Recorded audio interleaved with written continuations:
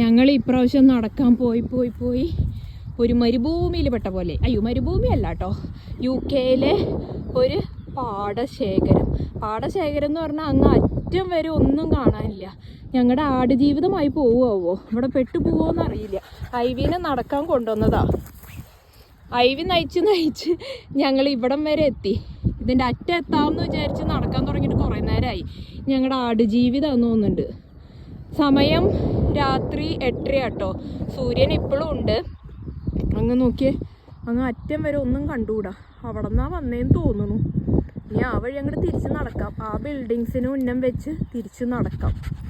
കണ്ടാ, ഒന്നുമില്ല ഇവിടെ, ഫുള്ള് ഉഴുത് മറിച്ച് ഇട്ടിരിക്കുക. അത്രേ ഉള്ളൂ. ആ മാനം നോക്കിയാൽ നല്ല രസമല്ലേ. ഒരു അപ്പൂപ്പൻ താടി അല്ല, മറ്റേ നമ്മുടെ ആ കോട്ടൺ ക്യാൻഡി മിഠായി ഇല്ലേ, അത് നിൽക്കണ പോലെയുണ്ട്. ഐവി അങ്ങോട്ട് ആർമാദിക്കുക. ഐവി എൻ്റെ നിഴലിൻ്റെ ഇടയിൽ കണ്ടാ. അപ്പോൾ ഞങ്ങളുടെ ആടുജീവിത യാത്ര തുടരട്ടെ. തിരിച്ചു എത്തുമെന്ന പ്രതീക്ഷയോടെ ഞങ്ങൾ നടന്നുകൊണ്ടേയിരിക്കുന്നു. ഐവി ഓടിക്കൊണ്ടേയിരിക്കുന്നു. അവസാനം ഞങ്ങൾ നടന്ന് പബ്ലിക് ഫുട്പാത്തിൻ്റെ ഒരു ബോർഡ് കണ്ടു. അപ്പം ഞങ്ങൾ ഇത്രയും ദൂരം നടന്നത് എന്ത് വഴിക്കാണാവോ, ദൈവത്തിനറിയാം. ഇവിടെ നിന്ന് എങ്ങോട്ടേക്ക് പബ്ലിക് ഫുട്പാത്ത്? ഇതേപോലെ തന്നെ വീണ്ടും ഒരു പാടാന്നിട്ട് പബ്ലിക് ഫുട്പാത്ത് എന്ന് എഴുതി വെച്ചിട്ടുണ്ട്. ഐവി അവിടെ ഉണ്ട്. ഐവി പെട്ടടി, നമ്മൾ പെട്ടു. നമ്മുടെ ആട് ജീവിതമായി തോന്നുന്നുണ്ട്. നീ ആടിൻ്റെ സ്വഭാവം കാണിച്ചോട്ടാ, പുല്ലൊക്കെ തിന്ന്. ആ, നന്നായി. തിരിച്ചു പോകണമെന്നൊരു വിചാരം ഉണ്ടോ നിനക്ക്? ആ, മാന അങ്ങനെ തന്നെ നിൽപ്പുണ്ട്, കോട്ടൺ ക്യാൻഡി പോലെ. അങ്ങനെ പാടവും കാടും താണ്ടി ആടുജീവിതവും കഴിഞ്ഞ് ഞങ്ങൾ വീട്ടിലോട്ടേക്കുള്ള വഴി എത്തി. ഇതാണ് ആ പാടത്തിൻ്റെ സ്റ്റാർട്ടിങ് ആയിരുന്നത്.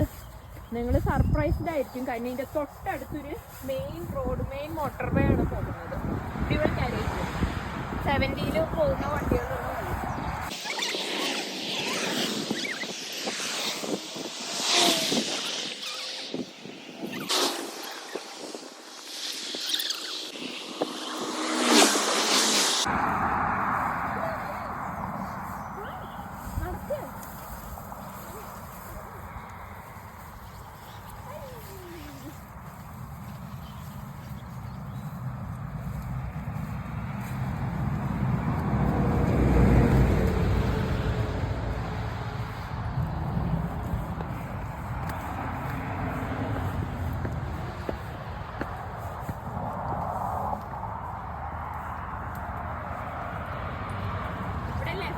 നല്ലൊരു റൂട്ടുണ്ട്, നോക്കിക്കേ.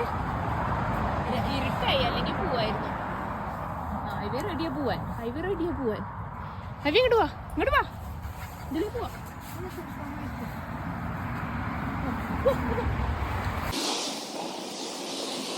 അവിടെയാണ് വീട്. അവിടെ അങ്ങ് ദൂരെ പാടവും ശേഖരവും കഴിഞ്ഞ് നഗരങ്ങളിൽ പോയി നമുക്ക് രാപ്പാർക്കാം.